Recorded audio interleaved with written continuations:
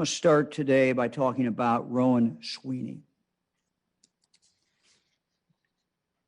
He was a 4-year-old. He was an innocent child. His future full of infinite possibilities. Yesterday, he was shot to death, gunned down, after someone walked into a home in Struthers and opened fire. Police say the boy died in his mother's arms. She was shot too, along with 3 other adults. What a horrible, horrible, senseless tragedy. Over the past 2 weeks, we found reports in the news media of at least 88 people shot in Ohio. Of those, at least 34 were killed, including another young boy named King Pleasant. Picture of King right there. King was just 6 years old.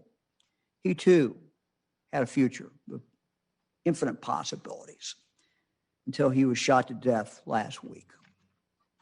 According to the Canton Repository, King was excited about first grade. He loved the superhero Black Panther. The person accused of killing King is also just a child, 11 years old, now charged with juvenile reckless homicide. Authorities are investigating how the child managed to get the deadly weapon. All of this is just absolutely heartbreaking. Here are some recent headlines. In Cleveland, 10-year-old boy hospitalized after being shot in the back. Reports say this young man was critically injured. He was taking out the trash when he was hit by a stray bullet fired in a drive-by shooting in the neighborhood in which he lived. Here's another headline. 23-year-old woman shot, killed in Akron Wednesday night. The next day, 2 more people were shot at a vigil held in the victim's honor. I've been doing this. I've been doing this every week. This time next week, more will have died, which is why I will keep talking about our legislation that we have in front of the General Assembly. And I would ask the General Assembly to please take it up and pass it. Most gun violence that we are seeing is committed by people who legally cannot have a gun anyway. Already they cannot have a gun.